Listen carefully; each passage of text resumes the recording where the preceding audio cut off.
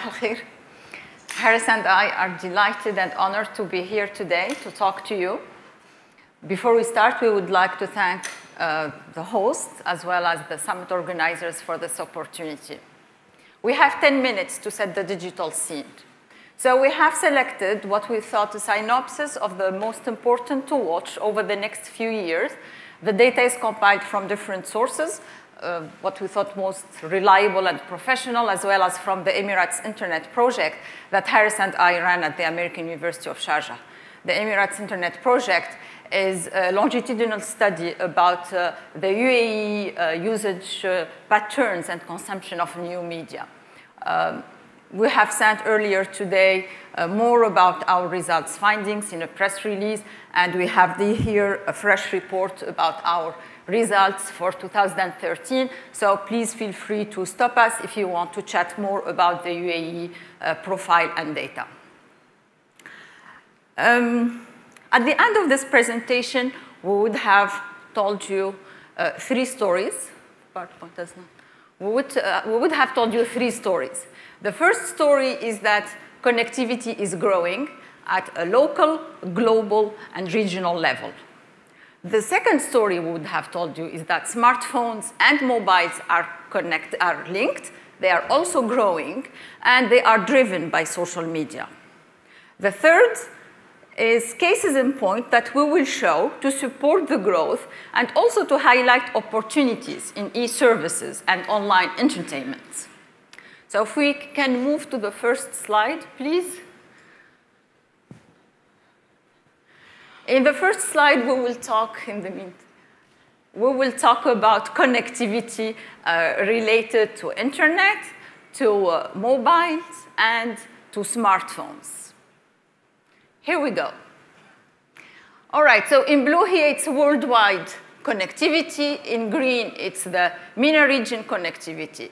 The first ones you can see at the bottom of the slide is the internet connectivity, way, way far from saturation level. So there's a huge potential for growth for internet connectivity, both at the local but also at the regional level. Mobile cellular subscription. We will see it's different from the mobile subscriptions in a few seconds. The mobile cellular subscription is almost at a saturation level. And if we add in orange here the UAE, we can see that the UAE internet connectivity is way higher than the average of the world and the region. And as well as for the mobile subscriptions in the UAE that topped or reached 200% until 2012. And then that was dropped down to 150% by 2013, which means that in the UAE, each person has an average of 1.5 mobiles. Smartphones. UAE is also leading worldwide in smartphone penetration, followed closely after in the region by Saudi Arabia, and the rest of the core markets, they record about 50% or 60% increase, 60% penetration of smartphones in these markets. Now, I mentioned the difference for mobile subscription earlier on. Today, almost half of the planet has a mobile subscription, which means what? Which means that there's still room for growth for the other half down the road. Now, there will be a whole session about youth and connectivity later on in this afternoon, connectivity with the youth. But we find important to highlight 2 things in terms of the youth and connectivity. First of all, broadband subscriptions that has changed everything because of the always on, as well as tablets penetration. Both are skewed toward the youth. Now, growth is also driven by social media. In about 5 years, double of the population connected today will be on social media. Which markets are driving the growth?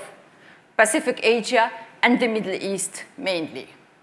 Today, the largest social networks are based in Pacific Asia, Latin America, the Middle East and Africa with 210 million, followed by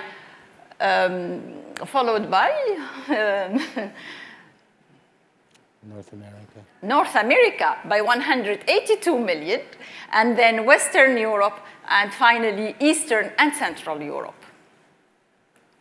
For social networks sites, we have no big surprise to tell you here. Facebook is leading worldwide. We're reaching a 30% increase between 2012 and 2013 in each of Pacific Asia, Latin America, and the Middle East and North Africa. For Twitter, Twitter is leading in the region in Saudi Arabia with 40% increase in adoption between 2012 and 2013. WhatsApp is also very popular in Saudi Arabia. It's the #1 app downloaded on iTunes in Saudi Arabia. And it's used even more than emails for interpersonal communication and group communication. Just like in China, WeChat is also very popular in China. It has generated more than 60% increase in internet on-the-go subscription, as well as more than 57% increase in related revenues, again for the first semester 2012-2013, according to a Standard Chartered report. Now there's talk about the Japanese app Line that apparently is also making a huge growth in Pacific Asia and would be promising if it comes to the Middle East. I'll run here what you can see predominant social networks in the MENA region. You can see icons of Facebook, YouTube, Twitter, Blogspot, etc. These are the main social networks in the region. And this chart reflects also predominance all over the world, except China, and except also Google+. Google+, that doesn't show as predominant in the region. However, it is reported as second social networks adopted worldwide in first quarter 2013, according to eMarketers. Harris, to you. Thank you, Ilhem. I want to just point out to you that I'm going to talk to you about specific use case scenarios, and I want to just point out that in the region, YouTube plays a predominant role, not the dominant role, but a predominant role in social media, ranking first or second in the majority of the countries in the region. And we can see that video usage is driving web usage, hence YouTube's popularity in the region. Two things to take away from this slide. Regional video uploading and viewing is paralleling trends globally, #1. And #2, over the last 5 years of our research, Ilhem and I have noted an increasing trend in the region moving, where Arabs are moving away from, or users in the region are moving away from being content consumers to content providers. You can see that most clearly in this slide, where we're showing you our EIP data at the top. Uploading of music or music videos or video proper have surpassed downloading or watching of videos. And this is both in high frequency and moderate frequency use case scenarios. Video is so popular, in fact, in the region that YouTube has announced the creation of a channel specific to Arabic language, users of video online. And they've announced that they're going to populate the channel initially with 500 TV shows in Arabic. We want to move on to online gaming and media, which is another very large growth trend, both globally and regionally. In the top left quadrant, you can see that both moderately and in terms of high frequency, online gaming continues to trend upwards, both in the United Arab Emirates and in the region. So much so that Kickstarter has funded Octopus City Blues, which is an online game being produced in the region. 6.2 million internet users go online to play games from the region every day, and they spend approximately 45 minutes per day playing games online. We want to switch over to e-banking and e-banking services and mobile commerce. You can see that the region's penetration rate of e-banking and e-services somewhat behind the world in general, and in particular China. But we note below the regional maps that banking online and paying bills online is steadily growing in the United Arab Emirates and as well in the region. So much so that developers have begun to create mobile e-commerce applications specific to the region.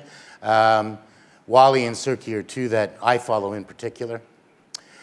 E-commerce and mobile commerce together are going to be areas for huge growth in the future. This is because 1/4 of the world has a mobile phone but does not have a bank account. As well, in several countries in Africa, mobile money accounts and mobile commerce accounts actually outnumber traditional bank accounts. So this is an area of very high growth and will continue to trend in the future. So much so that year-on-year growth between 2011 and 2012 for mobile money and mobile commerce accounts grew at 38%. We want to move briefly to e-traveling and tell you that at this moment in time, the MENA region lags somewhat behind the world in terms of online bookings and reservations. But as you can see from our longitudinal chart, this is going to not be true in the future. The UAE shows us that online travel reservations are steadily growing year on year. And part of this growth is being clearly driven by smartphone usage. Currently, at a global level, 2/3 of all same-day hotel reservations are being made through smartphones. And lastly, we leave you with this chart of some of the startups in the region that are taking advantages of the trends that we've highlighted for you today. Thank you.